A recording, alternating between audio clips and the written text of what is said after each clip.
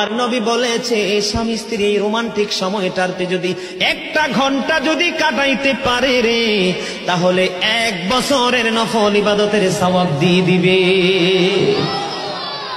এরে যুবক, বউকে কষ্ট দিও না।